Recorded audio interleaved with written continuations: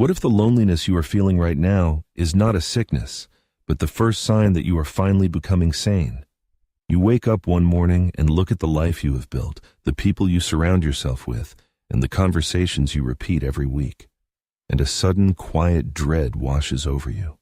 You feel like an actor who has forgotten his lines in the middle of a crowded stage. The jokes that used to make you laugh now sound like mechanical noise. The gatherings you used to anticipate now feel like unpaid labor. You sit at tables with people you have known for years, listening to them complain about the same problems, repeat the same gossip, and perform the same predictable emotional scripts, and you feel an overwhelming exhaustion pressing down on your chest. You look at your own mouth, speaking words of agreement, offering polite nods, and smiling at things that do not bring you joy, and you realize with sudden clarity that you despise the sound of your own voice. At first, you assume something is broken inside you. You think you are becoming cold, antisocial, or bitter. You wonder why you can no longer summon the energy to play the role you have played for decades. You were always the reliable one, the agreeable one, the quiet mediator who swallowed his own truth to keep the room calm. You built your entire identity around being effortless to deal with. You learned in early childhood that approval was the currency of safety, and so you became a chameleon, adapting your personality to whatever the room demanded. You offered your silence when people wanted to speak, and you offered your agreement when people wanted validation. You made yourself small so that others could feel large. But armor built in childhood eventually turns into a prison in adulthood. The personality you have presented to the world for all these years was never your true self. It was a protective strategy designed to secure affection and avoid rejection. And right now, that strategy is collapsing under its own weight. You have stopped playing the part. This is why your psychological evolution does not feel like a triumphant awakening. It feels like a slow, devastating funeral. You are grieving a version of yourself that is dying, but you have not yet found the version of yourself that is supposed to replace it. You stand in an empty space between who you were forced to be and who you actually are. And the people around you can sense this emptiness long before you find the words to explain it. Your silence changes first. You no longer rush to fill awkward pauses in conversation with nervous chatter. You stop laughing at remarks that aren't funny just to make the speaker feel secure. You stop explaining your decisions, apologizing for your boundaries, and offering endless justifications for your need to be alone. And almost immediately, the social atmosphere around you begins to turn cold. The friends who used to call you every day suddenly take weeks to reply. The family members who used to praise your kindness now describe you as distant, difficult, or arrogant. You notice subtle shifts in tone, small sarcastic comments disguised as playful teases, and a lingering defensiveness whenever you enter a room. You assume you have done something offensive. You replay your recent conversations late at night, searching for the moment you were rude or unkind. But you find nothing. You find nothing because you did not hurt these people. You simply stopped feeding their unconscious demands. Most human relationships are not based on unconditional love. They are based on unspoken psychological contracts. The contract is simple. I will validate your illusions if you continue to validate mine. I will remain predictable so that you never have to confront your own discomfort. The moment you grow weary of this performance, you shatter the agreement. People rarely celebrate your evolution when your evolution costs them their comfort. They do not resent your flaws. They resent the uncomfortable possibility that you might be outgrowing the environment they are settling for. When you refuse to stay small, you hold up a mirror to their own stagnation. Your new boundaries force them to see how much they relied on your lack of boundaries. Your silence forces them to listen to the noise in their own heads. And because the human mind will do almost anything to avoid self-reflection, they will unconsciously try to pull you back into your old habits. They will try to trigger your old insecurities, remind you of your past mistakes, and demand the compliance you used to hand out for free. They want the old version of you back because that version was easy to manage. They prefer a predictable lie over an unpredictable truth. You have stopped playing the part. To understand why this social resistance occurs, you must look to the philosopher Arthur Schopenhauer. In his brilliant 1851 work, Parerga and Paralipomena, Schopenhauer examined the painful reality of human interaction and the inevitable isolation of those who seek depth. He observed that ordinary society requires a continuous leveling down of the intellect and a voluntary amputation of one's authentic nature just to fit in with the collective.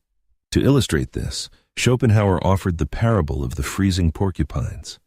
On a bitter winter night, a colony of porcupines huddled close together to keep from freezing to death through their combined body heat, but as soon as they drew near to one another, their sharp quills began to pierce the flesh of their neighbors. The pain of the wounds forced them to scatter and move apart. Yet, when the freezing cold of the winter wind gripped them again, the need for warmth drove them back together, only for the painful cycle of wounding to repeat itself. They shuffled back and forth between the agony of isolation and the agony of mutual stabbing until they finally found a moderate distance where they could survive without destroying each other. Schopenhauer explained that the inner emptiness and monotony of ordinary human beings drives them together into social herds, but their unpleasant qualities, their egoism, and their countless intolerable flaws quickly repel them from one another. He noted that a person who possesses internal warmth, a person who has cultivated deep self-awareness and rich inner strength, prefers to keep his distance from the herd. He does not need to huddle close to others for psychological safety, because he would rather endure the chill of solitude than submit to the constant bleeding wounds of social conformity. When you begin to wake up from the sleep of social conditioning, you realize how many of your relationships were simply attempts to avoid the cold. You tolerated the pricks and wounds of disrespect, gossip, and shallow companionship because you were terrified of standing alone. You allowed people to diminish your dignity because you believed that bad company was superior to no company at all. But your tolerance has finally run out. You are stepping away from the herd, and the cold wind of solitude is hitting your face for the very first time.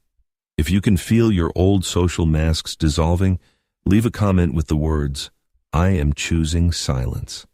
As you step away from the noise of the collective, you develop an uncomfortable new sense of clarity. You begin to see human behavior with an agonizing transparency.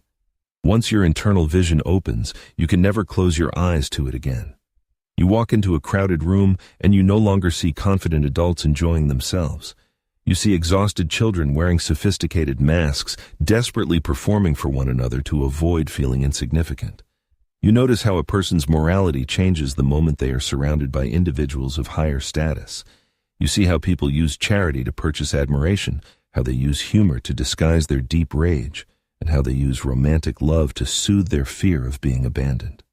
You realize that much of what society calls kindness is simply weakness disguised as virtue. A person who is incapable of saying no is not kind. They are merely harmless and afraid of conflict. True kindness requires strength, and strength requires the willingness to be disliked by those who wish to exploit you. This realization strips away the romantic illusions you once held about human nature. You stop expecting honesty from people who lie to themselves every day of their lives. You stop expecting loyalty from individuals who abandon their own values the moment those values become inconvenient. And while this clarity protects you from future manipulation, it leaves you with a profound sense of estrangement. You can no longer participate in the daily theater of society without feeling like an imposter. When someone asks you a superficial question, you find it physically difficult to offer a superficial answer.